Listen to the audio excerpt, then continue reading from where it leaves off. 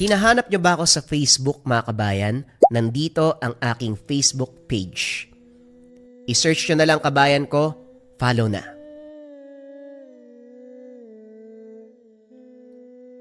Ang kwentong ito ay hango sa totoong buhay. Mula ito sa isa nating kabayan na itago na lamang natin sa pangalang Iping. Taong 1973. Isabela, Negros Occidental. Nang mga panong ito, naghukay si Lolo Iping sa mataas na bahagi ng kabundukan. Meron siyang ibinaon na isang importanteng gamit. Ayon kay Lolo Iping, napapanahon na upang iwanan siya roon. Pasensya ka na, ngunit sa palagay ko, napapanahon na upang magkalayo muna tayong dalawa. Gusto ko munang matahimik ang aking buhay. Ayoko munang makasama ka. Paglalaanan ko muna ng panahon ng aking pamilya. Matapos itong sabihin ng matanda, humagupit ang malakas na hangin na tila ba hindi ito pumapayag sa nais niyang mangyari. Habang ginagawa ang bagay na ito, ramdam niya na merong nagmamasid, kaya sinabi niya ang mga kataga. Kung sino ka mang demonyo ka na nagbabalak kunin ang bagay na ito, sinisigurado ko sa iyo na mamamatay ka. Matapos ang ginawa, naglakad na ito palis. Ngunit hindi kagad dumiretso sa mismong bahay. Sa halip ay pumunta ito sa kanyang anak. Ang araw na ito, ang panahon kung kailan isisilang ang apo. Buti naman po't dumating na kayo. San kayo nang galing? Kanina pa kayo hinahanap ni Maya. Wika ni Nilo. May nilakad lang akong importante. Mas importante pa ba yan sa apo nyo, tay? Nilo, pwede bang huwag ka nang manisi? Manganganak na ang asawa mo. Maya-maya pa, isinilang na ni Maya ang isang malusog na sanggol na lalaki at ang sanggol ay pinangalanan na Estong. Tignan niyo mga anak, kamukhang kumukha ko ang apo ko. Kamuka. Wala nga hong nakuha sa mukha nyo eh. At sana nga hindi nagmana sa inyo. Ano? Ano yun nila? Anong sabi mo? Anong ibig mong sabihin? Wala ho. Wala po tay. At bakit nga po pala Estong? Ay hindi bale na. Ikaw na ang nagpangalan eh. Nilo, wag ka nang makipagsagutan kay Itay. Wika ni Maya. Nga pala, total nandito na ang apo ko. Uuwi na muna ako. Tay, wag na ho kayong babalik dun sa kubo nyo ha. Bukod sa malayo, marami ka pa munang pagdadaanan bago makapunta dun eh. Biruin mo ha, dadaan ka pa ng malapad na ilog. Buti sana kung may tulay dun eh. Hawakan lang yung magagamit mo dun. Paano kapag nasira yun sa malakas na agos ng tubig? Siguradong tatangin ka tay. Mula dito hanggang doon, humigit kumulang 2 oras ang lalakarin. Hindi ba kayo napapagod? Ano naman kung tumaas ang tubig? Nilo, matagal na ako nakatira doon. Hindi na ako pwedeng mapagod. Tay, ang akin lang naman, matanda na ho kayo. Isa pa umuulan ngayon oh. Baka matalisod kayo sa daan. Naku, huwag ka ngang mag-alala sa akin. Ay nako, si tatay talaga oh. Sa daanan pauwi, isang tahanan ang nasusunog at pinagkakaguluhan. Hindi niya magawang makiusyoso dahil ang pamilyang nakatira doon ay may galit kay Lolo Iping. Dati kasi, pinaghihinalaan nila ang matanda na ito daw ang nangkukulam sa kanyang anak. Habang naglalakad, nakasalubong niya ang lalaking nakaaway noon. Tatay Iping, buhay ka pa pala. Iho, ang bahay mo nilalamon na ng apoy. Alam ko yung tanda, bulag ka ba? Hindi ba nakikita atong dala kong timba puno ng tubig? Bago ka makipagdaldalan dyan, unahin mo yung apoy sa bahay mo. Ikaw tanda may araw ka rin sa akin. Sinisigurado ko yan. Wika ng lalaki. Nagpatuloy na sa paglalakad. Paglabas ito sa baryo, Mga kabataan namang naliligo sa sapa ang naabutan. Pinagsawalang bahala na lamang ng matanda ang mga matatalim na titig nito.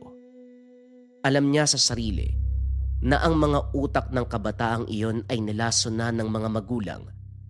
Ang matanda kasi ang pinagkakamalang mangkukulam sa kanilang baryo. Makalipas ang ilang oras, narating na ang kubo. Tahimik ang paligid. Tanging maririnig dito mga kuliglig sa gabi.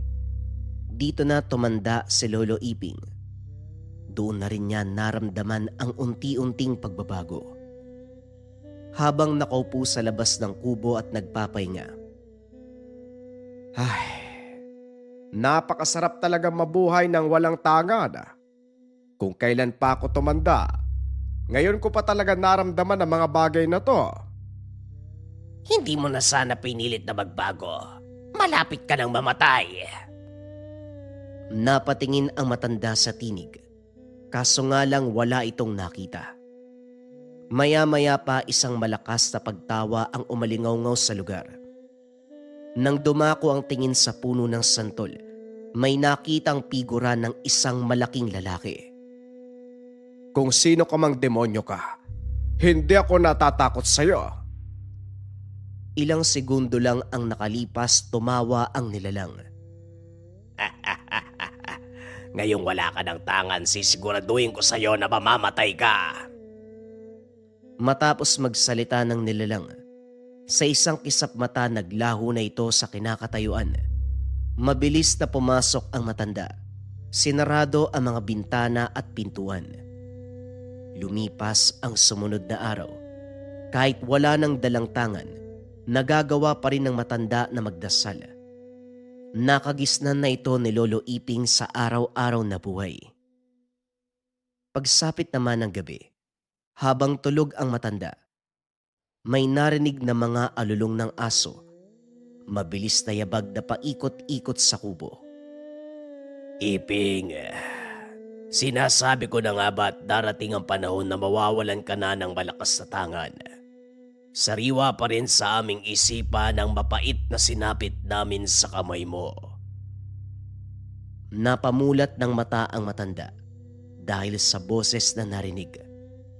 Alam niya sa sarili na ito ay boses ng isang aswang. Ito ay isa sa mga nakalaban. Natawa na lamang ang matanda sa loob ng kubo. Ay nako, wala man akong tangan, kaya ko pa rin kayong labanan. Bakit hindi mo subukan? Bumangon ang matanda at sumilip sa bintana. Kahit madilim ang paligid ng mga oras na yun, alam niya na merong nilalang sa bakuran. Kayo na naman, hindi pa ba pagod ang dewa nyo kakatugis sa akin? Ano? Pagod? Hinding-hindi kami mapapagod hanggat may natitira pang hininga sa katawan mo. Kung ganon, ito na ang pagkakataon nyo. Nandito lang naman ako eh. Pumasok kayo kung gusto nyo, mga gabunan! Hinintay ng matanda ang pagsalakay ng mga aswang. Pero kahit isa sa mga ito ay walang kakayahan na pumasok sa loob. Hinayaan lamang ito ng matanda at bumalik sa pagkakatulog. Kahit kinakalmot ng mga ito ang dingding ng kubo, wala pa ring pakialam ang matanda. Kinabukasan habang nagwawalis, kitang-kita ang mga bakas ng lalaki sa gilid ng bahagi ng kubo. Nasira ang paligid at ang dulong bahagi ng bubong ay may tuklap na. Kung ganitong uri ng pananakot ang gagawin sa akin, hindi tatayo kahit isa sa balahibo ko sa katawan. Inayos niya ang mga nasirang bahagi ng kubo. Matapos ng gawain, nagpatuloy na sa mga dapat gawin. Ang ikinabubuhay ng matanda ay pagbebenta ng mga gulay. Nang makakuha na ito ng sapat na paninda, pumunta ng baryo upang ibenta. Sa paglalakad niya ay may nakasalubong na dalawang lalaki. Nagmalasakit ang dalawa at inalok na tutulungan siya sa pagbaba ng mga dala papunta sa bayan. Hindi po ba kayo nahihirapan dyan, Lolo? Amin na ho, tutulungan po namin kayo. Nakita mo na ang sitwasyon ko eh. Ano bang masasabi mo? Pasensya na ho kayo. Pero wag na iho, kaya ko to. Salamat na lamang, humayo na kayo. Parang may importante kayong lakad eh. Oo, meron kaming importanteng pupuntahan. Kung ganun pala, sige na. Wag niyo akong alalahanin. Bilis na. Tinanggihan ng matanda ang alok na tulong ng dalawa. Nagpatuloy siya sa paglalakad. Pagdating niya sa barangay kung saan naninirahan ang anak, sumaglit muna siya roon. Nakita ang mga taong may galit sa kanya. O tay, buti naman napadalaw kayo dito. Bakit narito ang mga taong yan, Maya? Si Nilo kasi, kinuha silang mga ninong. Atay, ibaba niyo muna yan. Ay naku, Maya. Dapat kinikilala niyo muna ang mga tao bago niyo tanggapin sa tahanan. O Tandang Iping, ikaw pala. Oo, ako nga. Pagpasensya mo na ako sa binitawan kong mga kataga kahapon. Dala lang unang alak. Nakuha mo pa talagang maging ninong. Samantalang kinain na ng apoy ang bahay mo nung isang araw lang. Sinadya ko ho talaga yon. Sinadya? Wala ka na yata sa sarili mong pag-iisip, iho. Siyempre naman, para mapalitan ko ng mas magandang bahay. Marami akong pera eh. Eto nga kinuha ko ng anak mo na maging ninong. Nilo, kailan bibinyagan ng apo ko? Sa makalawa po tay, nakausap ko na po yung pari dyan sa simbahan. Simula daw sa susunod na linggo marami na siyang gagawin eh. Punta po kayo tay ha. O siya, sige. Alis na ako. Umalis na ang matanda. Nagsimulang maglako ng gulay sa merkado. Maaga namang naubos ang paninda ng araw na yon. Salamat mga suke ha. Maraming salamat sa'yo. Wika nito. Matapos maglako, dumiretso sa bahay ng anak upang ibigay ang pera. Sa ganitong paraan makakatulong sa binyag ng apo. Naku tay, nag-abala pa po kayo. Wag na po, may naitabi kaming pera dyan para sa binyag ni Estong. Gamitin nyo na lang po yan para may pambili kayo ng ulam. Wag mo kong alalahanin, iha. Matanda na ako. Pag-uwi sa kubo, malayo pa lang, nakita na ang mga pananim. Wasak-wasak. Ang iba ay nabunot na. Galit na galit ang matanda sa nakita. Wala naman siyang mapagtatanungan kung sino ang may gawa dahil mag-isa lamang nakatira sa lugar. Hanggang sa naisip na baka yung dalawang lalaking nakasalubong kaninang umaga. Malalaman ko din yan. Kahit wala akong mapagtanungan.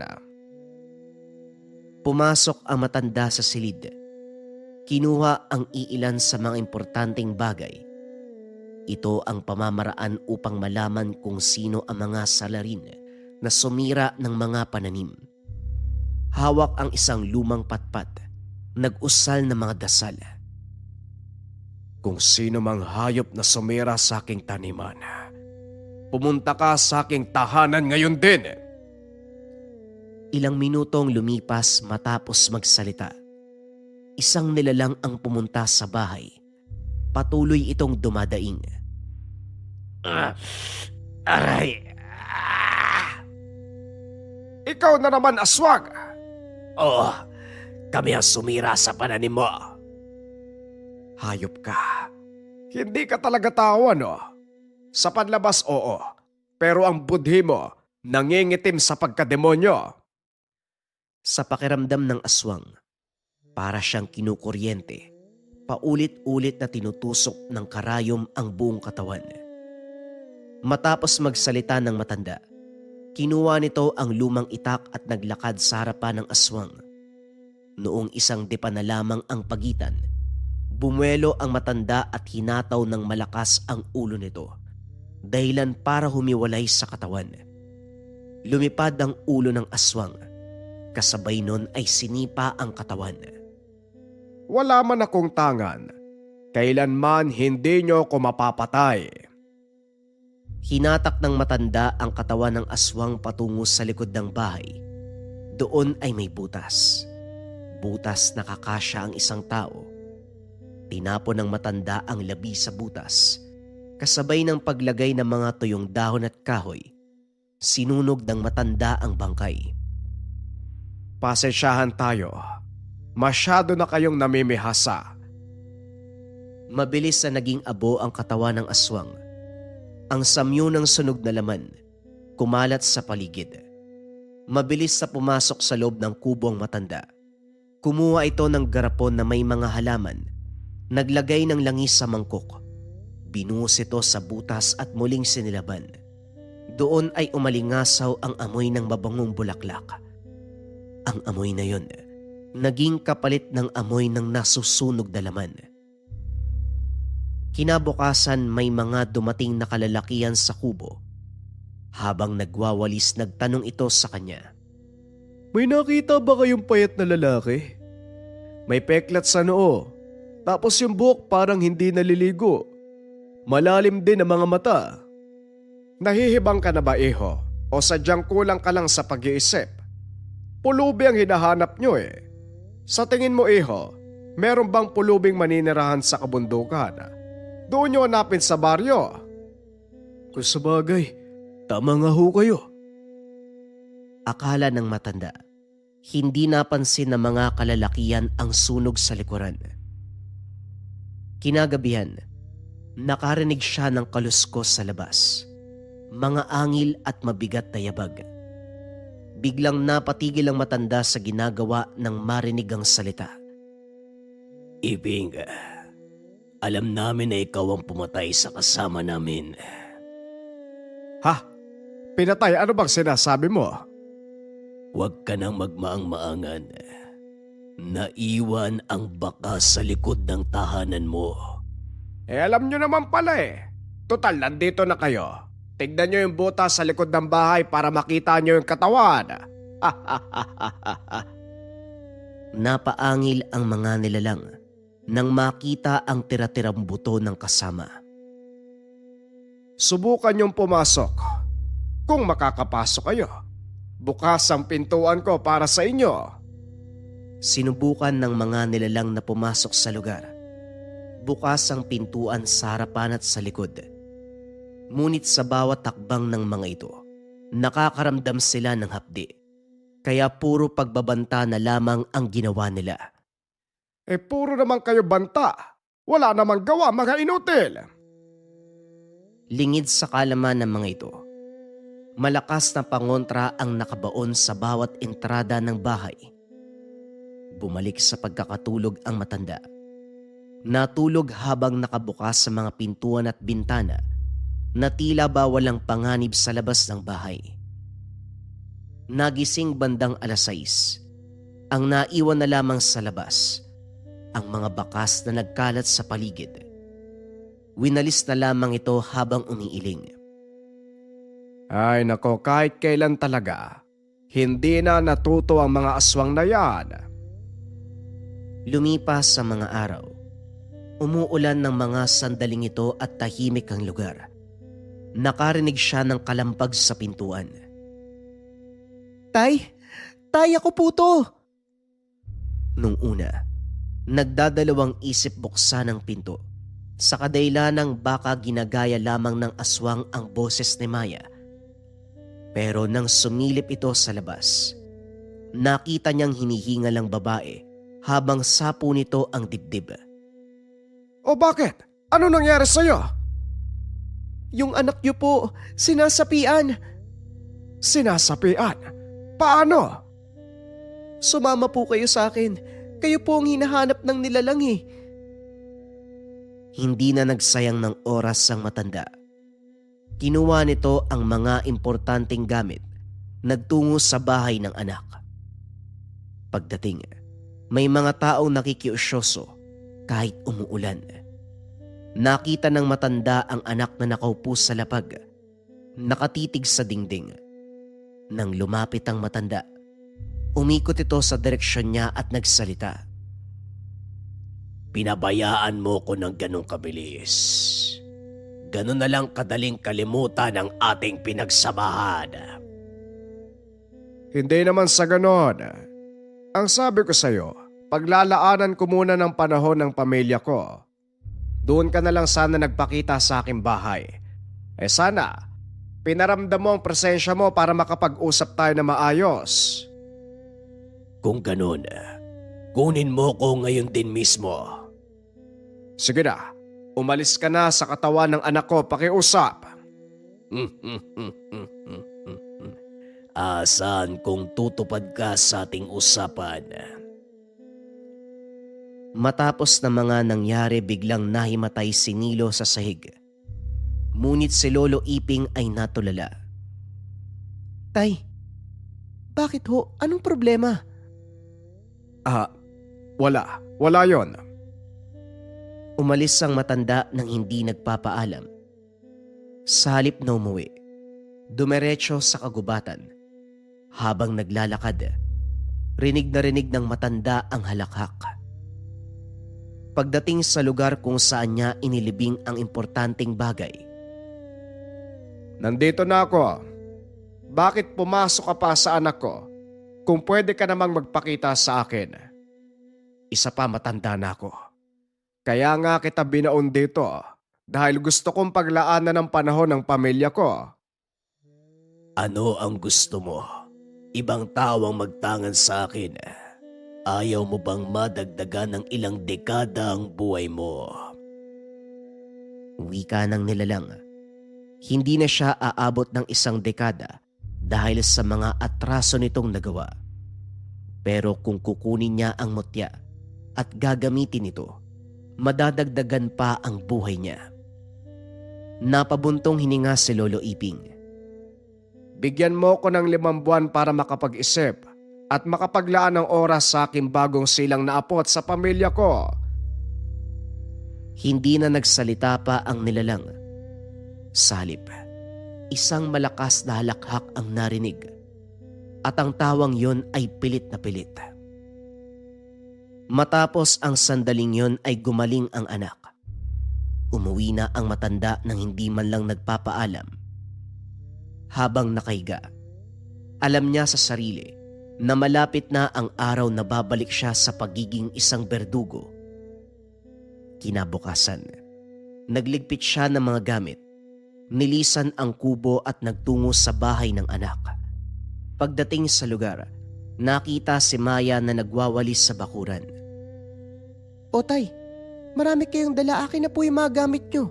Pumasok na po kayo sa bahay. Nasaan si Nilo? Naroon po sa likod. Pinapainitan si Estong. Pinuntahan ng matanda ang anak sa likod. Nakita niya itong kalong-kalong ang anak. Napaluha ang matanda sa nakita. O tay, napasyal po kayo. Kumusta? Ayos lang naman. Yan na ba ang apo ko? Akin na nga. Bakit po tay, may problema ba? Napabisita po kayo. Wala naman anak. Dito na muna ako mananatili para makasama ang aking apo. Salamat naman tay. Napag-isipan nyo na dito na tumira. Napag-isip-isip ko na kailangan ko nang umalis sa kubo at bigyan kayo ng oras. Isang araw, habang naglilinis si Maya ng bakuran, may nakita itong 5 lalaki na umaaligid sa bahay. Nagkataon naman na naroon sa loob ng bahay si Lolo Iping habang gumagawa ng makakain. Lumapit ito sa matanda at nagtanong, Tay, kanino ko pa po napapansin yung mga lalaking pabalik-balik? Huwag mo silang pansinin. Hanggang masidlang ang mga yan. Kilala niyo po sila, Tay? Hindi. Pero kanina ko pa napapansin ang mga yan eh. Madaling araw pa lang. Siguro may hinahanap ang mga yan kaya napadpad dito. Baka hanggang mamaya hindi umalis sa mga yan. Hindi nagkamali ang matanda sa hinala. Bumalik ang mga kalalakihan, ngunit hindi na tao ang mga ito. Nasa labas ng bakuran ang matanda, nagkakape habang nakasilay sa bilog na buwan. Naglabasan ang mga nilalang mula sa dilim, Mga matang nagbabaga, maririnig ang angil nila. Gigil na patayin ng matanda.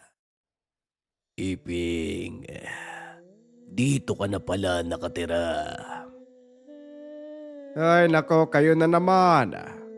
Wala talaga kayong magawa ng mabuti sa buhay nyo, ano? Kung sa bagay, pinanganak kayo para maging maitim ang budhi. Umangil ang aswang at tumalon sa bakuran. Hindi naman nakalapat ang talampakan nito sa lupa. Napasigaw sa sobrang sakit. Natumba. Nagpaikot-ikot. Naanimoy nasusunog ang katawan. Hinila naman ito kaagad na makasama palabas ng bakuran. Natawa ang matanda sa nasaksihan. Hindi pa rin kayo nadadala mga gabunan. Sa tingin nyo ba, hindi ako maglalagay ng pangontra sa bahay na titirhan ko? Pumasok ka kayo kung kaya nyo. Tandang Iping, hindi habang buhay, magagamit mo ang mga pangontra mo. Hindi din naman ako nagtatago sa pangontra. Kung dyan pa lang hindi na kayo makatagos, paano pa kaya kung ako na makalaban nyo? Galit na umangil ang mga ito. Pinagmumura ang matanda.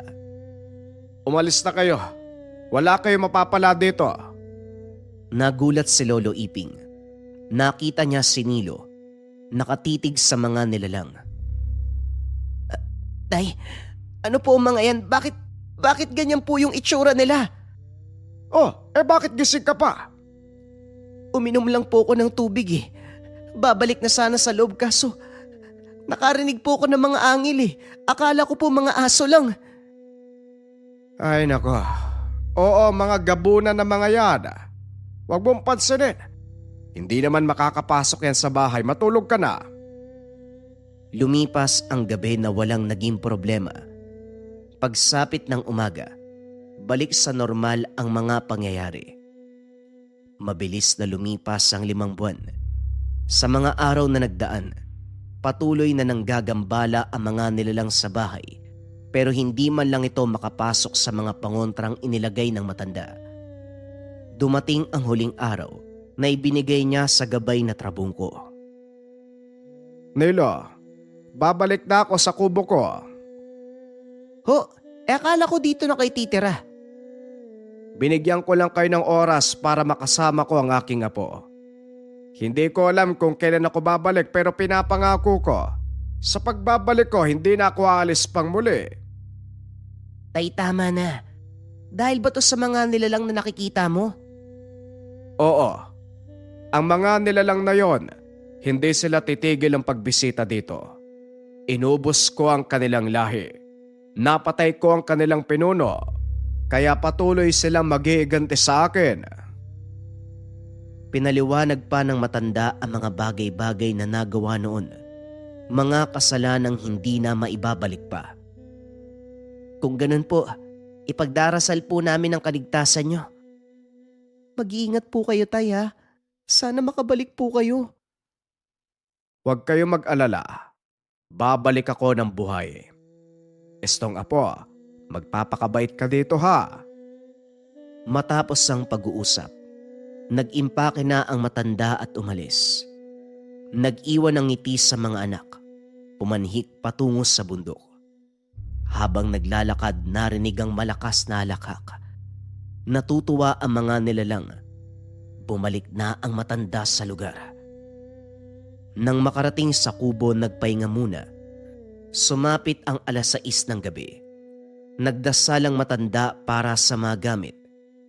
Muli na namang narinig ang malakas na halakhak sa paligid. Mukhang hindi ka na mapakali ha. Huwag kang mag-alala. Malapit na. Iping, kunin mo ko. Nangangalawang na ako.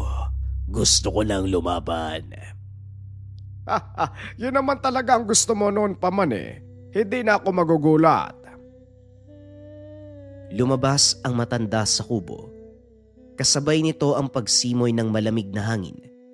Ramdam ng matanda ang gaan ng paligid. Pumaikot ito. Nagwika ng panalangin sa may likha. Ama, sana patnubayan mo ko sa bawat desisyon sa buhay. Huwag niyong hayaan na mapahamak dahil may nag-aantay sa aking pagbabalik. Pagdilat ng mga mata, kagad pumunta sa kagubatan. Habang naglalakad, may mga kaluskos na naririnig sa paligid. Ngunit walang makikitang takot sa mukha ng matanda. Normal na naglalakad sa daan. Hanggang sa makarating ito sa lugar kung saan niya inilibing ang trabungko ng ahas. Kung paano niyang iniwan ang lugar, ganun pa rin sa kanyang pagbabalik. Hinukay ng matanda ang lupa. Papalakas ng papalakas ang tawa na naririnig. Hanggang sa makuha niya ang kahon. Isang dangkal ang haba nito. Pagkahawak na pagkahawak, tumunog ang bagay sa loob ng kahon. Galak na galak sa pagkuha sa kanya. Pagbukas ng matanda sa kahon, hindi na ito gumagalaw. Kinuha ang berdeng bato na hugis paryaba. Napakalamig ng batong yun. Isinuot ang mutya sa kanyang liig. Narinig ang tinig ng gabay.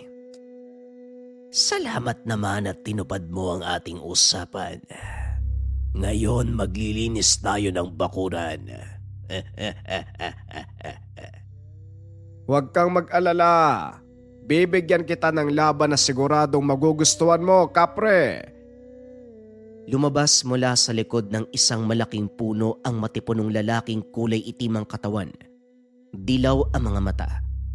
Hawak-hawak ang tabako. Nakaipit sa mga ngipin. Nakatingala ang matanda habang nakatitig sa kapre. Lumipas ang ilang araw matapos makuha ang trabungko. Gumaan ang pamumuhay. Naging mayabong ang mga pananim. Walang hirap na nabubuhat ang mga mabibigat na bagay. Hanggang sa sumapit ang isang gabi. May paparating na mga bisita. Salubungin mo sila ng may galak. Dumiretso ang matanda sa labas ng bahay. Naupo sa bangko habang may hawak na kape. Itinago ang presensya ng mutya sa kanyang dibdib upang hindi mapansin ng mga kalabang paparating. Ilang minuto pa ang nakalipas. Narinig na ang mga pag-angil hindi kalayuan sa kubo. Habang humihigop ng kape, naaninag ang mga ito na nakatago sa mga puno.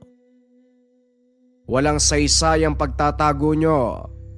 Lumabas na kayo upang mapaaga ang paglisan nyo sa mundo. Mula sa puno ng akasya, may tumalo na isang lalaki na nakaubad pang itaas. Mabalahibo ang muka at katawan. Tandang ibig, naaalala mo pa ba ako? Hindi, sino ka ba? Kamag-anak ba kita? Ako na lang ang natira sa aking pamilya.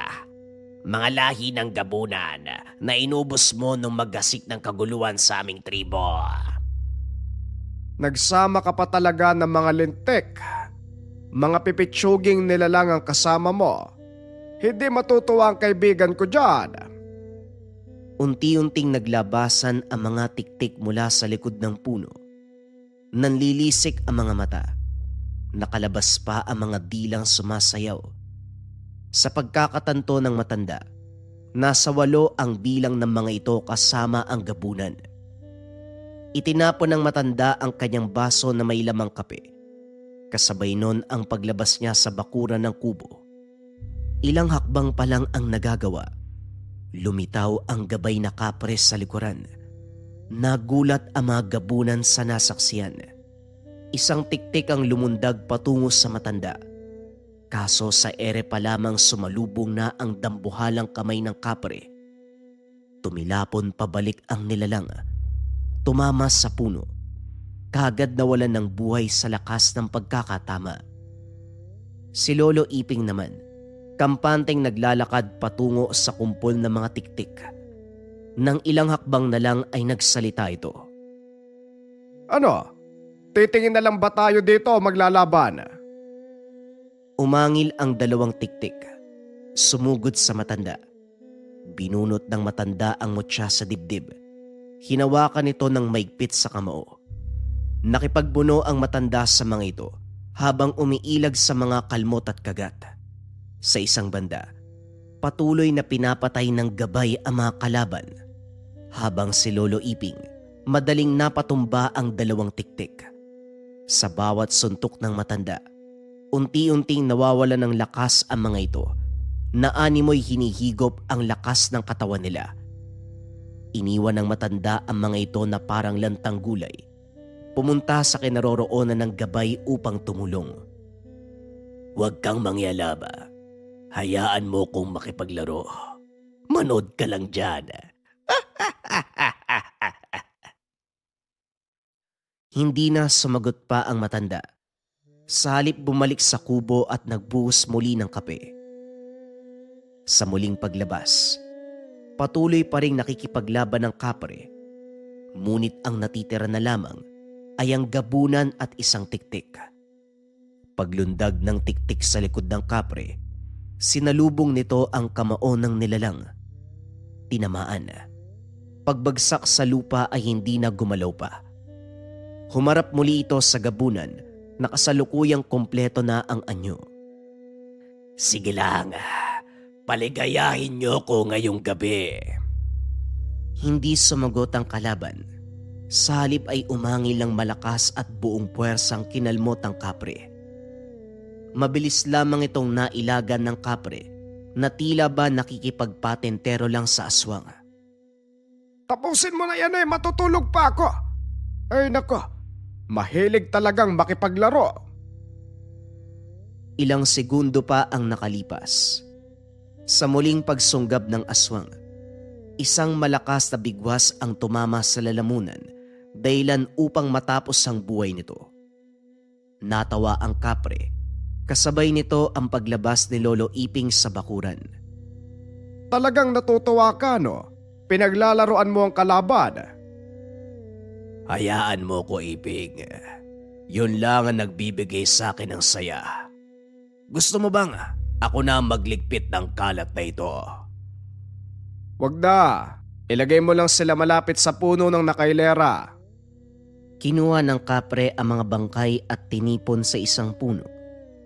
Nag-usalang matanda. Sa kamay nito lumabas ang isang liwanag. Nagliliwanag na sibat. Sinibat ang kumpol ng mga labi.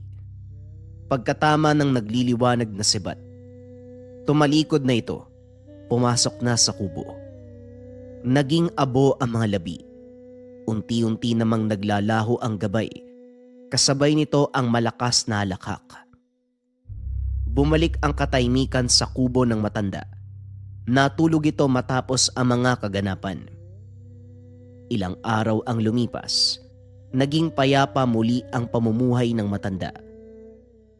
Isang araw, habang nagunguya ng mga gulay sa taniman, napansin ng matanda na may mga paparating na kalalakian. Nasa higit 10 ang bilang nila. Nakilala nito ang lalaking nasa harapan ng grupo. Si Gaspar, ang kanang kamay ng pinunong gabunan na napatay niya. Tandang Iping, may nakita ka bang lalaki na napadpad sa baluarte mo? Ha? Lalaki? May nakita ka ba dito maliban sa akin? At saka, bakit ba pag may nawawala dito, sa akin kayo pumupunta? Hanapan ba ako ng mga nawawala? Umalis na kayo, nagsasayang lang kayo ng oras. Binabastos mo ba ako, tanda? Maswerte ka at nakakatayo ka pa ngayon. Dahil kung hindi, kanina ka pa pinagfiestahan. Lalo na't wala ka ng tangan. Makiramdam ka muli. Alam mo madaling sabihin yan, iho, pero napaka-imposibleng mangyari ang bagay na yan. Umangil ang isang aswang at lumapit. Ilang hakbang pa lamang ang nagagawa nito. Itinaas ng matanda ang kamay at kinuyom. Nanigas ang katawan ng aswang. Natumba ito ng diretso sa lupa na tila ba may nakapalupot ditong ahas sa katawan. Kung gano'n pala, naibalik na sa katawan mo ang mutya. Alam mo, tanda, hinahayaan lang kita dahil sa dami ng atraso mo Akala ko kasi nung nawalan ka ng tangan, mamamatay ka na kagad. Akala ko din hindi na ako magtatagal eh. Pero heto ko nakatayo sa harapan nyo. Malakas pa. Handang ubusin kayong lahat. Hindi pa ito tapos, tanda. Alam ko babalik kayo pero sana dalian nyo. Nabuburyo na ako dito sa kubo. Hindi sa lahat ng oras, ikaw ang tatawa, Tandang Iping. Ay nako, siya, sige na. Nag-aantay na ang taong hinahanap nyo sa kabilang buhay. Naging masama ang titig nila sa matanda. Wala nang salita pang binitawan. Binitbit ang kasamang natigalpo. Umalis nang walang paalam. Sa madaling panahon, dapat bumalik kayo dito ha. Matapos nun, bumalik na sa pag-aani ang matanda. Isang gabi habang kumakain ng hapunan, narinig ng matanda ang boses ng gabay. Malapit na ang mga bisita natin. Nararamdaman ko sila. Kagad lumabas ang matanda. Saktong paglabas ng tahanan, paparating na ang mga gabunan. Nakailera ito sa labas ng bakuran. Lumabas ka dyan, tanda. Tapusin natin to ng mabilisan. Huwag kang magmadali, Gaspar. Darating tayo dyan. Naglakad ang matanda papalapit sa kanila. Ayusin nyo ah. Huwag nyo kaming bibiguin. Masyado kang kampante. Huwag kang mag-alala. Bibigyan kita ng magandang laban bago ka mamatay ngayong gabi. Hindi mangyayari yan kung ikaw ang mauunang babagsak sa lupa ng walang buhay.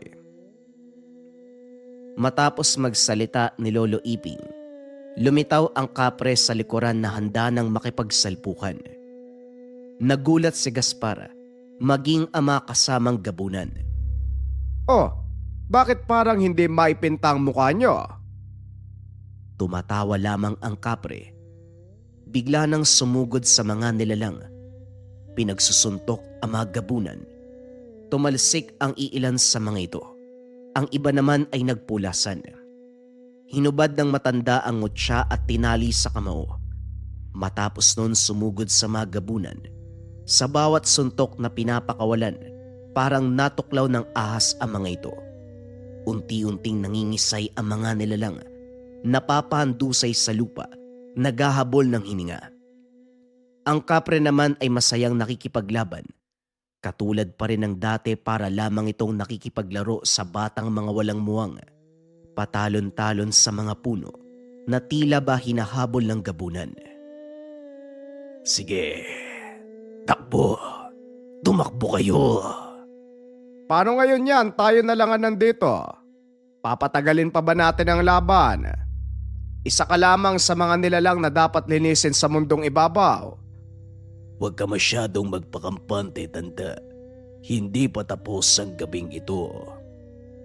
Alam mo, katulad ka din ng pinuno nyo eh. Masyadong kumpiyansa sa sarili kahit alam nito na hindi kaya ang kalaban. Ibahin mo ko sa dating Hindi pa man natatapos ang pagsasalita, sumugod na si Lolo Iping. Nagpakawala ng malalakas sa suntok. Umilag naman si Gaspar at habang ginagawa ang pag-ilag, hindi nito malaman na sa bawat suntok na pinapakawalan ng matanda, naglalabas ng espiritual na lason na unti-unting umuubos sa lakas ng mga kalaban. Ano to? Bakit naghihina ang katawan ko? Yan ang pagkakamaling nagawa ng iyong pinuno. Ang pagiging kampante sa sarili. Kita mo na kung anong nagagawa ng pagiging kampante. Itinaas ng matanda ang kamay. Ikinuyom ito. Sa isang iglap pinuluputan ng spiritual na ahas ang katawan ni Gaspar. Ngayon, hindi na ako magpapakita ng awa sa mga katulad mong maitim ang budhi. Mas lumala pa ang pagkapit ng espiritual na ahas sa katawan ng aswang. Ilang segundo lang ang lumipas. Tumirik ang mga mata nito at nawalan ng buhay. Sa kabilang banda, naglalakad pabalik ang kapre. Masama ang mukha nito. Halatang di ka natuwa sa mga kalaro mo. Walang kwenta. Hindi man lang ako pinagpawisan. Natapos ang gabing yon ng madugo. Ngunit sa kabila ng labanang naganap, hindi mo makikitaan ang pagod ang matanda. Nilinis ng dalawa ang mga labi. Inilibing sa kagubatan. Matapos ang gabing yon, napagpasya ng matanda na tanggapin ang kapalaran bilang isang berdugo. Bumalik sa bahay ng anak at doon nanirahan ng permanente. Kasama nito ang gabay na kapre. Nililinis sila ang baryo. Ang mga nilalang na may galit sa kanya ay palihim na inuubos. Ang mga aswang na patuloy na nanggagambala, inuubos ng matanda. Sa bawat laban na nagaganap, masaya itong sinasalubong ng gabay na kapre na parang baliw sa pakikidigma.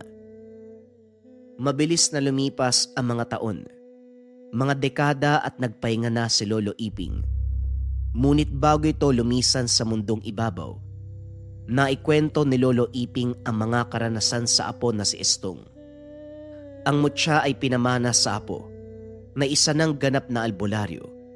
May pagkakataon na bumibisita ang kapre kay Estong, pero palagi nitong pinapaliwanag na ibang landas ang gusto niyang tahakin. Ngunit minsan, hindi may iwasan na makatapat ito ng mga aswang. Tuwang-tuwa naman ang kapre kapag may kalaban na mga nilalang. Sa kasalukuyan, tangan-tangan pa rin ni Estong ang mutya na binigay ng lolo. Pero habang buhay nakatatak sa kanyang isipan ang kwento ni Lolo Iping, ang unang nagtangan ng mutya ng trabungko ng ahas at may gabay na kapre. Mahilig ka bang magsuot ng bracelet na merong kahulugan? Ito, panoorin mo, baka makatulong sa'yo.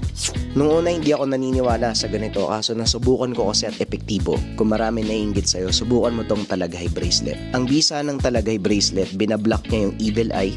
Lahat ng masamang dasal sa'yo dahil sa inggit hindi e-epekto. Kung wala naman naiinggit sa'yo pero pakiramdam mo minamalas ka, pwede mong subukan yung Kandili bracelet. Pampaswerte to. Ito yung version 1 ng Kandili bracelet. Ito naman yung version 2. Kaya nang bahala mga kabayan ko nung trip nyo dyan. Pampaswerte to, version 1, version 2. Kung wala namang naiinggit sa'yo, kung swerte ka naman pero hindi maganda ang kalusugan, meron ka nararamdaman mapa-spiritual o physical na karamdaman, ito magandang subukan mo. Ito mga kabayan, Gunita bracelet, available sa dalawang kulay, color brown and color black. Lahat ng ito ay makikita sa shop ng Likha Merchandise, search nyo na lang.